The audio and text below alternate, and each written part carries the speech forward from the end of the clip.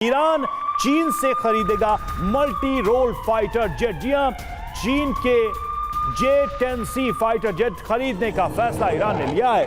चीन से 36 J-10C लड़ाकू विमान खरीदेगा ईरान। रूस के सुखोई के बजाय J-10C को दी है तरजीह।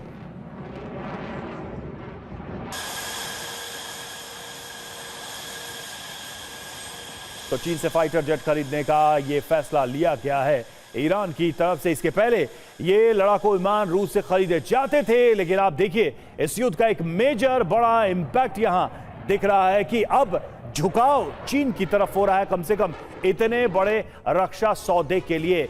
सवाल यह है कि आखिर ये फैसला क्यों लिया जा रहा है ईरान की तरफ से? क्या रूस से ये कोई दूरी बढ़ने के संकेत है या फिर एक नई तरह की पार्टनरशिप बनाने की कोशिश ईरान की तरफ से की जा रही है, ताकि चीन जैसे बड़े एंटी अमेरिकन, अगर कहें एंटी अमेरिकन फ्रंट के साथ उनका गठबंधन बने और आने वाले समय में वो और मजबूत स्थिति में हो? तो ये देखिए जरा कुछ तथ्य आपके सामने। चीन से J-10C खरीदने का फैसला लिया गया है और चीन का मल्टी रोल फाइटर है J-10C। ईरान के मुकाबले इजरायल की वायुसेना मजबूत होगी, इसके जरिए यह कहा जा रहा है। और चीन का मल्टी रोल फाइटर जेट है J-10C।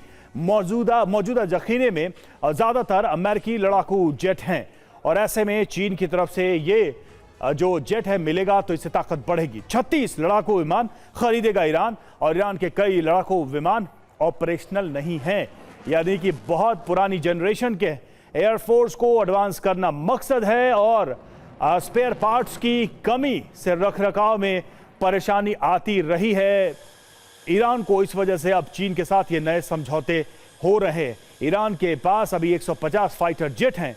रूसी MiG-35 की तुलना में ज्यादा सस्ते हैं चीन के विमान, इसलिए भी चीन को प्रेफर किया जा रहा है। ईरान के पास अभी 150 फाइटर जेट है, जैसा हमने बताया 1980-1990 में खरीदे गए थे ईरान के ज्यादातर विमान, जो कि बहुत सारे फंक्शनल नहीं हैं या फिर अब अगर उनको खरीदता है तो बहुत महंगा पड़ेगा। खास बात यह कि रूस के बजाय चीन पर भरोसा ईरान जता रहा है और ये अपने आप में एक बड़ा मेजर शिफ्ट नजर आ रहा है। रूसी Su-35S के बजाय चीन के J-10C को खरीदने का प्लान ईरान की तरफ से बनाया जा रहा है। चीन से ये करीबी बढ़ती जा रही है।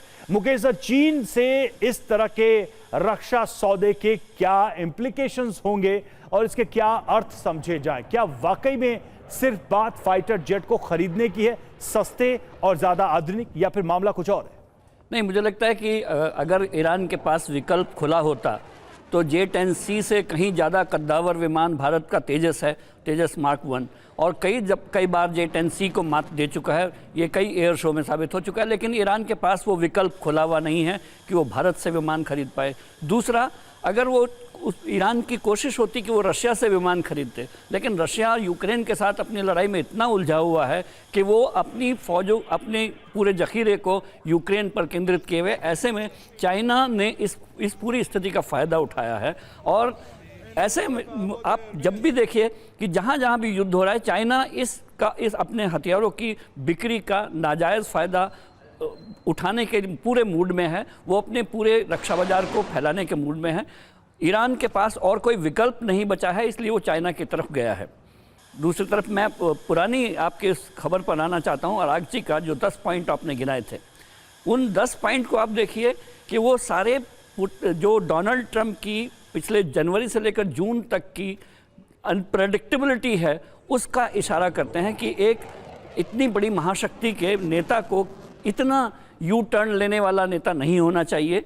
जो अरागची के मुंह से सामने आया है, वो सारे के सारे 10 पॉइंट वो ट्रंप की पूरे व्यक्तित्व को समझाते हैं और पूरे दुनिया के देशों को अपने आप को अगर ट्रंपानुकूल बनाना है तो इन 10 पॉइंट को सामने रख के अपने आप को सुधारना होगा।